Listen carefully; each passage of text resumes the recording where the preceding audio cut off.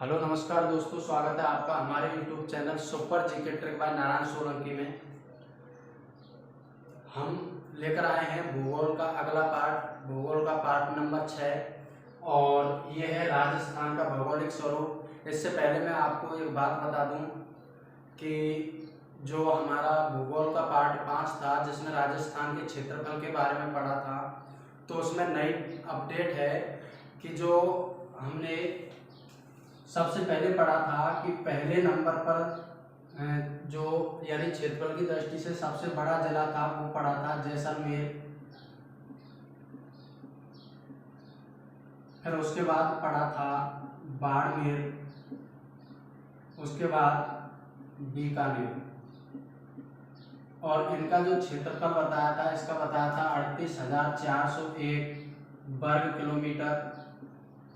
और जो बाड़मेर का बताया था वो बताया था 28,387 वर्ग किलोमीटर। और बीकानेर का बताया था 27,244 वर्ग किलोमीटर। तो ये जो आंकड़े थे ये 2011 की जनगणना के अनुसार थे, लेकिन अब नई अपडेट यानी कि 2021-22 के अनुसार अगर बात करें तो अब दूसरे स्थान पर जो क्षेत्रफल की दृष्टि से सबसे बड़ा जिला है वो है बीकानेर जिला। और इसका अब जो क्षेत्रफल है वो है 30,239 वर्ग किलोमीटर। 30,239 वर्ग किलोमीटर है। तो आपको बस इतना करना है, वो जो ट्रिक थी जेके बाबी जोर से नाचे उसको कर लेना है। जेके बीवा जोर से नाचे, जेके बीवा, बी से हो जाएगा बीकानेर और फिर बाड़मेर। बाड़मेर का क्षेत्रफल यों की त्यों ही है, जैसलमेर का भी यों की त्यों ही है, लेकिन बीकानेर का हो गया है 30,239 वर्ग किलोमीटर। तो अब हम आगे बात करते हैं राजस्थान के भौगोलिक स्वरूप की।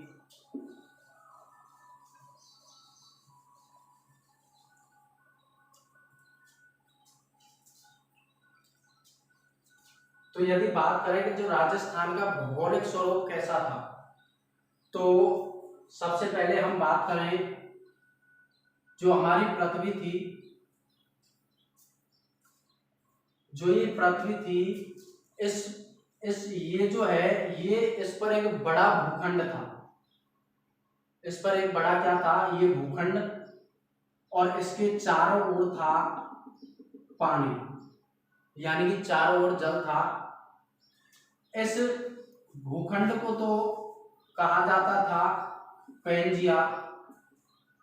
भूखंड को क्या कहा जाता था, पेंजिया कहा जाता था। क्या कहा जाता था, पेंजिया। और जो ये चारों ओर विस्तृत जल था इसको कहा जाता था पैंथालासा। पैंथालासा, पैंथालासा महासागर या टेथिस सागर। क्या कहा जाता था, टेथिस सागर। और इसे वर्तमान में कहा जाता है प्रशांत महासागर। क्या कहा जाता है, प्रशांत महासागर। पहले एक बड़ा भूखंड था जिसे पेंजिया के नाम से जाना जाता था। इसके चारों ओर जल था, उसे पैंथालासा या टेथिस सागर कहा जाता था। और वर्तमान में इसे क्या कहा जाता है, प्रशांत महासागर। वर्तमान में इसे क्या कहा जाता है, प्रशांत महासागर कहा जाता है। अब बात करें तो कालांतर में इस भूखंड के दो हिस्से हो गए। जैसे मैं इधर बना देता हूं, एक हिस्सा ये और एक हिस्सा ये। और इसके जो चारों ओर जल था तो ये जल इधर से इधर आएगा, ये जो चारों बगल का जल था ये जो बचा हुआ स्थान है उसके अंदर आएगा। तो ये था। अब जो ये भूखंड जो दो भागों में टूटा था उसके उत्तरी भाग को तो कहा जाता है अंगारा लैंड। क्या कहा जाता है, अंगारा लैंड। और जो नीचे का भाग है यानी दक्षिणी भाग है उसे कहा जाता है गोंडवाना लैंड। क्या कहा जाता है? गौड़वाड़ा लैंड। उसके बाद जो ये बीच का भाग था इसे कहा जाता है टेथिस सागर।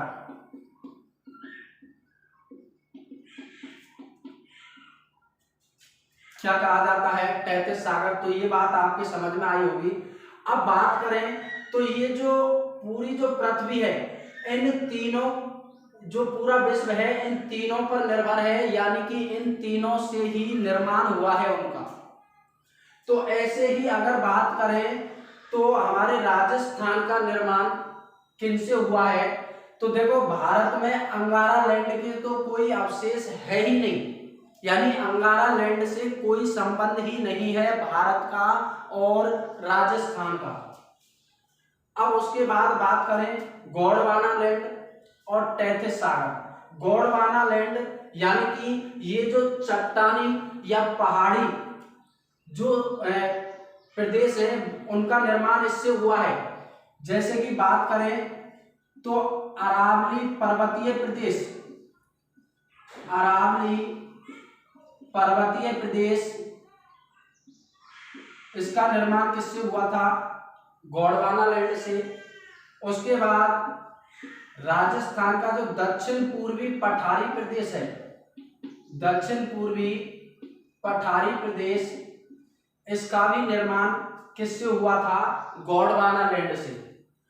और अंगारा लैंड के तो कोई अवशेष है ही नहीं। और फिर उसके बाद बचा टेथिस सागर। तो टेथिस सागर से राजस्थान के दो भौतिक प्रदेशों का और निर्माण हुआ। राजस्थान के कुल भौतिक प्रदेश हैं 4, जिनके बारे में हम विस्तृत व्याख्या करेंगे जब हम भौतिक प्रदेश पढ़ेंगे। तो टेथिस सागर के द्वारा भी राजस्थान के 2 प्रदेशों का निर्माण हुआ। एक तो था उत्तर पश्चिमी मरुस्थलीय प्रदेश, उत्तर पश्चिमी मरुस्थलीय प्रदेश, और जो दूसरा भाग था उसका नाम था पूर्वी मैदानी प्रदेश, पूर्वी मैदानी प्रदेश। तो बात आपके समझ में आई होगी कि राजस्थान में जो भौतिक प्रदेश हैं वो 2 अवशेषों से बने हैं, एक गोंडवाना लैंड और एक टेथिस सागर। गोंडवाना लैंड के अवशेष राजस्थान में एक तो अरावली पर्वतमाला और एक दक्षिण पूर्वी पठारी प्रदेश, ये 2 गोंडवाना लैंड के अवशेष हैं, और 2 टेथिस सागर के, उत्तर पश्चिम मरुस्थलीय प्रदेश और पूर्वी मैदानी प्रदेश। ये पहले पानी था, उसके बाद ये सूख गया। ठीक है, ये बहुत बड़ी कहानी है, इसके बारे में हमको ज्यादा चर्चा नहीं करनी, हमें तो थोड़ा सा ये समझना था, और मेरे हिसाब से ये आपके समझ में आया होगा। तो इन जो भौतिक प्रदेश हैं इनकी हम आगे बात करेंगे। अब बात करते हैं, एक बार और देख लेते हैं। पहले पृथ्वी पर एक बड़ा भूखंड था जिसे पेंजिया कहा जाता था, और इसके चारों ओर जो जल था उसे पैंथालासा कहा जाता था या टेथिस सागर कहा जाता था। वर्तमान में जिसे प्रशांत महासागर कहा जाता है।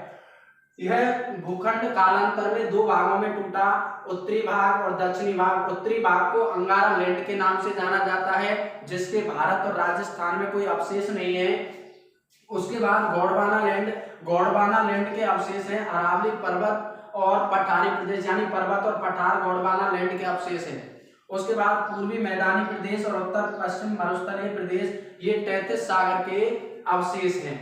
अगर इनमें सबसे पहले बात करें कि सबसे पहले किसका निर्माण हुआ, तो सबसे पहले निर्माण हुआ था अरावली पर्वतीय प्रदेश का। नंबर 1, सबसे पहले अगर निर्माण पूछा जाए कि सबसे पहले किसका निर्माण हुआ या निर्माण का क्रम पूछा जाए, तो पहले स्थान पर आता है अरावली पर्वतीय प्रदेश। उसके बाद दूसरे स्थान पर आता है दक्षिण पूर्वी पठारी प्रदेश। उसके बाद तीसरे स्थान पर आता है पूर्वी मैदानी प्रदेश, और चौथे स्थान पर आता है उत्तर पश्चिमी मरुस्थलीय प्रदेश। यानी कि हम कह सकते हैं कि सबसे पहले निर्माण जो हुआ अरावली पर्वतमाला का हुआ सबसे पहले, और सबसे बाद में किस प्रदेश का हुआ, तो उत्तर पश्चिमी मरुस्थलीय प्रदेश का निर्माण हुआ। तो ये बात थी। अब आगे बात करते हैं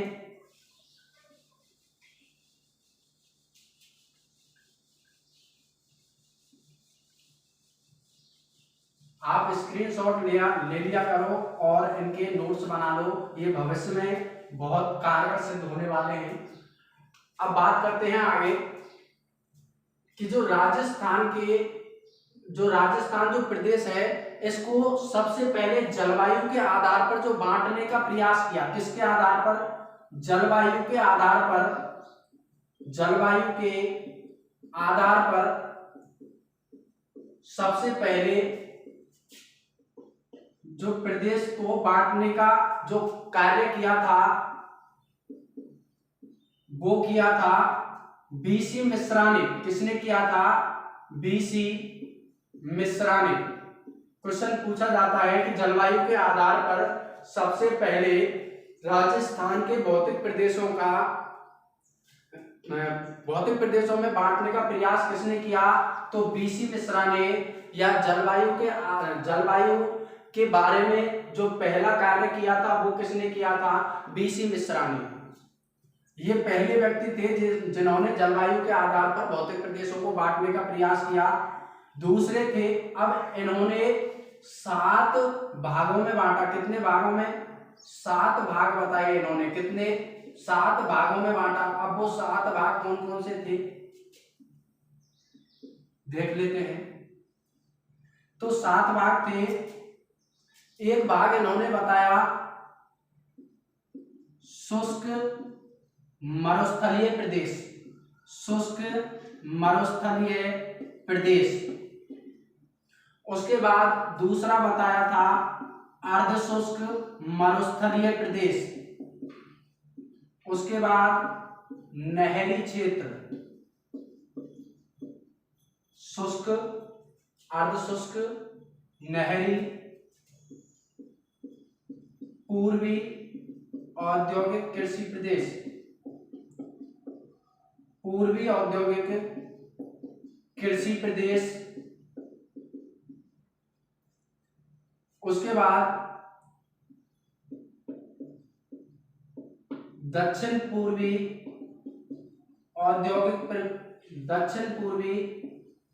कृषि प्रदेश।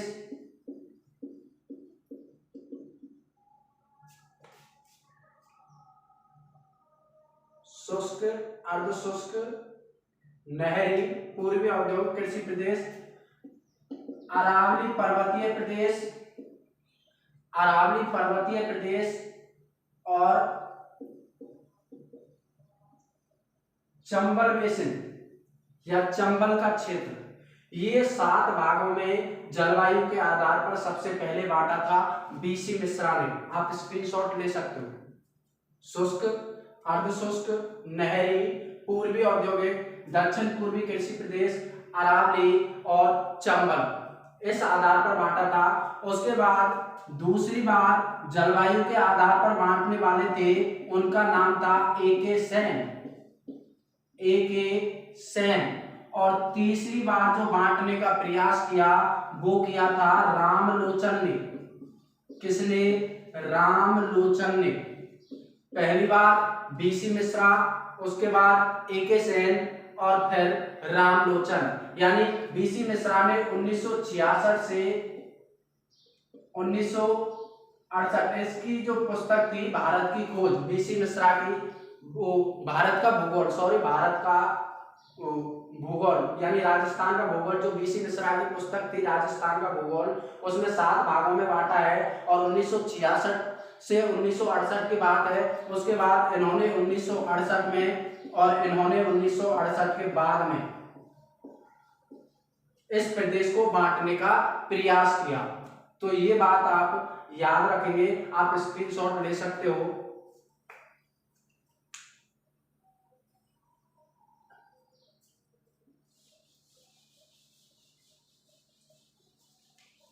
अब आगे बात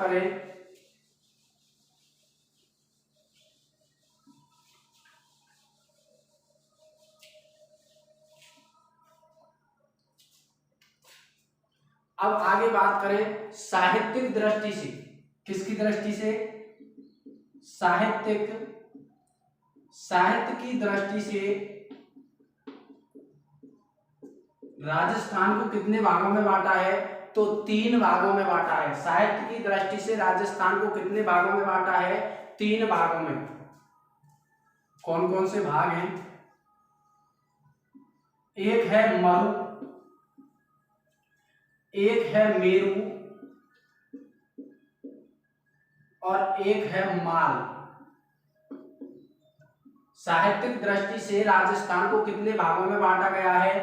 3 भागों में, मरु, मेरु और माल। मरु की बात करें तो मरु का शाब्दिक अर्थ होता है मरुस्थल। मरु का शाब्दिक अर्थ क्या होता है? मरुस्थल। मेरु का मतलब होता है पर्वतीय प्रदेश, यानी कि अरावली पर्वतीय प्रदेश कह सकते हैं। और माल का मतलब होता है पठार। माल का मतलब क्या होता है? पठार। और इस मरु में ही, मरुस्थल में ही, यानी इस मरु में ही मरुस्थल व पूर्वी मैदानी प्रदेश को शामिल किया है। किसको? पूर्वी मैदानी प्रदेश को। तो मरु का मतलब होता है मरुस्थल, इसी में पूर्वी मैदानी प्रदेश को काउंट किया गया है। मेरु का मतलब होता है पर्वतीय प्रदेश, यानी कि अरावली पर्वतमाला। और माल का मतलब होता है पठार। तो ये साहित्यिक दृष्टि से राजस्थान को 3 भागों में बांटा गया है। अब आगे बात करते हैं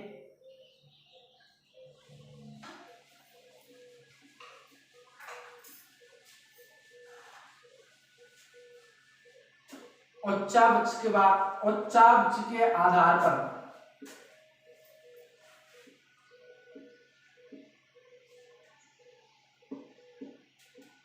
किसके आधार पर? उच्चवाच्य के आधार पर राजस्थान को 4 भागों में बांटा गया है। कितने भागों में?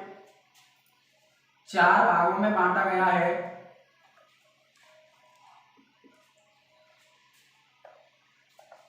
अगर बात करते हैं तो सबसे पहले उत्तर पश्चिम मरुस्थलीय प्रदेश, उत्तर पश्चिम मरुस्थलीय प्रदेश। नंबर 2 अरावली पर्वतीय प्रदेश,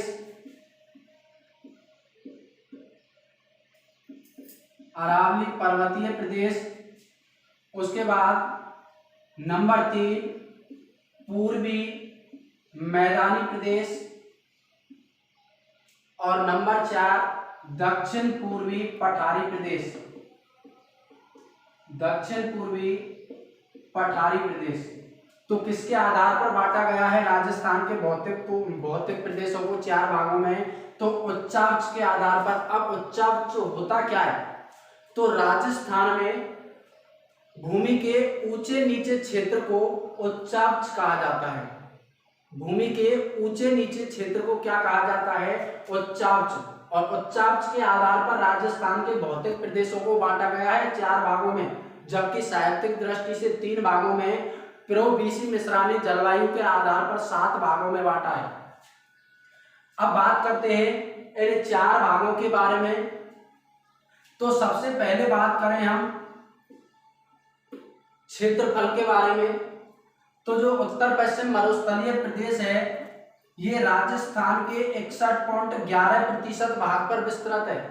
कितने पर? इसको हम मैप के हिसाब से भी दर्शाएंगे, एक बार आप समझ लो। उत्तर पश्चिम मरुस्थलीय प्रदेश 61.11% भाग पर स्थित है। उसके बाद अरावली पर्वतीय प्रदेश 9% भाग पर स्थित है। उसके बाद पूर्वी मैदानी प्रदेश 23% भाग पर स्थित है। और उसके बाद दक्षिण पूर्वी पठारी प्रदेश 6.89% भाग पर स्थित है। 61.11, 9, 23 और 6.89 यानी कि 6.89%। उसके बाद जनसंख्या की बात करें कि इन क्षेत्रों में कितनी कितनी जनसंख्या पाई जाती है, तो आप सबसे पहले मैं आपसे पूछना चाहता हूं कि इन क्षेत्रों में सबसे कम जनसंख्या कहां पाई जाएगी? वहां पाई जाएगी जहां पर्वतीय क्षेत्र होगा, वहां पर कोई रहना पसंद नहीं करता है, तो वहां पर सबसे कम जनसंख्या पाई जाएगी, तो वो होगा अरावली पर्वतीय प्रदेश। अब बात करें उत्तर पश्चिम मरुस्थलीय प्रदेश में जनसंख्या कितनी है, तो 40% जनसंख्या है। राजस्थान की कुल 40% जनसंख्या उत्तर पश्चिम मरुस्थलीय प्रदेश में पाई जाती है। उसके बाद अरावली पर्वतीय प्रदेश में 10% जनसंख्या पाई जाती है। कितनी प्रतिशत, 10%। उसके बाद पूर्वी मैदानी प्रदेश में 39% जनसंख्या पाई जाती है। कितनी, 39%। उसके बाद दक्षिण पूर्वी पठारी प्रदेश की बात करें तो यहाँ पर 11% जनसंख्या पाई जाती है। कितनी प्रतिशत, 11%। 10 अरावली पर्वतीय और 11 पठारी और 39 पूर्वी मैदानी और 40 उत्तर पश्चिम मरुस्थलीय प्रदेश। तो ये थे इनकी क्षेत्रफल और जनसंख्या। अब आप देख सकते हो सबसे कम जनसंख्या कहाँ निवास करती है, तो अरावली पर्वतीय प्रदेश में सबसे कम जनसंख्या निवास करती है 10%। और कई बार क्वेश्चन पूछ लिया जाता है कि जो अरावली पर्वतीय मतलब ऐसा कौन सा भौतिक प्रदेश है जिसका क्षेत्रफल और जनसंख्या का प्रतिशत लगभग बराबर है, तो कौन सा है, अरावली पर्वतीय प्रदेश। 9 और 10 लगभग बराबर। उसके बाद ये पूछ लिया जाता है कि सर्वाधिक जनसंख्या किस क्षेत्र में पाई जाती है, तो वो है उत्तर पश्चिम मरुस्थलीय प्रदेश में सर्वाधिक जनसंख्या पाई जाती है और वो कितनी है, 40%। उसके बाद एक क्वेश्चन और पूछा जाता है कि राजस्थान का ऐसा कौन सा भौतिक प्रदेश है जहां पर सर्वाधिक जनघनत्व पाया जाता है। क्या, सर्वाधिक जनघनत्व, यानी कि प्रति वर्ग किलोमीटर में रहने वाले लोगों की संख्या, तो उसे कहते हैं जनघनत्व। तो सर्वाधिक जो जनघनत्व है और अर्थात बात करेंगे क्षेत्रफल के हिसाब से जो सर्वाधिक जनसंख्या निवास करती है तो वो करती है पूर्वी मैदानी प्रदेश में। आप देख सकते हो यहाँ 23% भाग पर 39% जनसंख्या निवास करती है। तो बताओ सर्वाधिक जनसंख्या घनत्व किसका होगा, पूर्वी मैदानी प्रदेश का। सर्वाधिक जनघनत्व वाला प्रदेश पूर्वी मैदानी प्रदेश। अब आप एक बात और बता दूं कि जो मैदानी प्रदेश है यहाँ पर जनसंख्या या पब्लिक ज्यादा रहना क्यों पसंद करती है, क्योंकि ये समतल मैदान होते हैं, यहाँ पर यातायात की अच्छी व्यवस्था होती है, फसलें अच्छी मात्रा में होती है क्योंकि ये उपजाऊ मैदान होता है, इसलिए यहाँ पर यानी कि सभी सुविधाएं मिलती हैं, इसलिए इन क्षेत्रों में ज्यादा जनसंख्या निवास करती है। सर्वाधिक जनघनत्व वाला जो भौतिक प्रदेश है वो पूर्वी मैदानी प्रदेश है। इधर देखो 23% पर 39% जनसंख्या है, जबकि इधर 61.11% पर मात्र 40% जनसंख्या है। अगर क्षेत्रफल के हिसाब से बात करें तो सर्वाधिक जनसंख्या पूर्वी मैदानी प्रदेश में निवास करती है और दक्षिण पूर्वी पठारी प्रदेश में 6.89% क्षेत्रफल है इसका और 11% जनसंख्या यहाँ पर निवास करती है। तो ये थी, आप एक बार स्क्रीनशॉट ले सकते हो।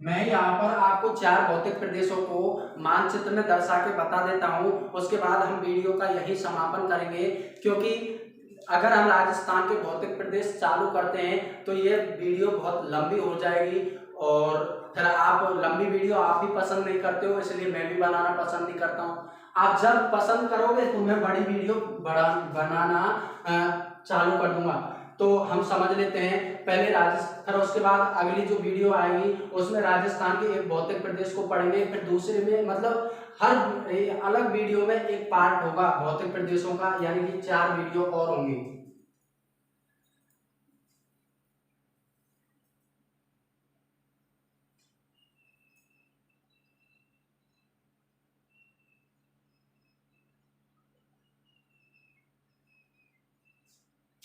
आपको सिर्फ समझना है, ये नहीं देखना कि ये बना कैसा है। बात समझ में आई? तो अब हम राजस्थान के 4 भौतिक प्रदेशों को डिवाइड करने वाले हैं। तो एक तो है, हमने पढ़ा था उत्तर पश्चिम मरुस्थलीय प्रदेश, उत्तर पश्चिमी मरुस्थलीय प्रदेश। उसके बाद दूसरा पढ़ा था हमने अरावली पर्वतीय प्रदेश, अरावली पर्वतीय प्रदेश। नंबर 3 पढ़ा था पूर्वी मैदानी प्रदेश, पूर्वी मैदानी प्रदेश। और चौथा पढ़ा था दक्षिण पूर्वी पठारी प्रदेश, दक्षिण पूर्वी पठारी प्रदेश, दक्षिण पूर्वी पठारी प्रदेश। अब हम देखते हैं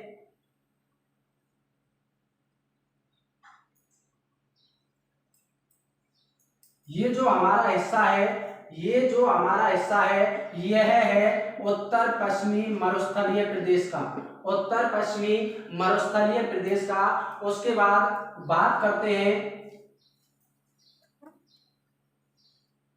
तो यह हिस्सा है हमारे अरावली पर्वतमाला का, किसका? अरावली पर्वतमाला का, यानी कि अरावली पर्वतीय प्रदेश। उसके बाद बात करें तो जो ये क्षेत्र है कोटा, बूंदी, बारा, झालावाड़ वाला, और उसके बाद कुछ चित्तौड़ का हिस्सा, कुछ भीलवाड़ा का हिस्सा और कुछ प्रतापगढ़ का हिस्सा, ये आता है दक्षिण पूर्वी पठारी प्रदेश में, दक्षिण पूर्वी पठारी प्रदेश। और जो ये हमारा भाग बचता है ये पूर्वी मैदानी प्रदेश का भाग है, किसका? पूर्वी मैदानी प्रदेश का। तो हमने बताया था कि 61.11% भाग पर, कितने प्रतिशत? 61.11% भाग पर उत्तर पश्चिम मरुस्थल फैला हुआ है और इसमें जनसंख्या कितनी है? 40%। उसके बाद अरावली पर्वतीय प्रदेश के बारे में पढ़ा, यह 9% भाग पर फैला हुआ है, कितने पर? 9%। और इसमें जनसंख्या निवास करती है 10%, कितनी? 10%। उसके बाद पूर्वी मैदानी प्रदेश, यह 23% भाग पर फैला हुआ है और यहाँ पर जनसंख्या निवास करती है 39%। उसके बाद दक्षिण पूर्वी पठारी प्रदेश की बात करें तो 6.89% भाग पर फैला हुआ है और इसमें जनसंख्या निवास करती है 11%। तो ये था हमारे राजस्थान का भौतिक स्वरूप जो 4 भागों में बटा हुआ है। हम अगली वीडियो में जो बात करेंगे, सबसे पहले उत्तर पश्चिम रेगिस्तान की बात करेंगे, फिर अरावली पर्वतमाला की बात करेंगे, फिर पूर्वी मैदानी प्रदेश की, और सबसे बाद में बात करेंगे दक्षिण पूर्वी पठारी प्रदेश की। तो बने रहना हमारे साथ। अब यदि हमारी वीडियो अच्छी लगी हो तो इसे लाइक करें, शेयर करें और सब्सक्राइब करना न भूलें।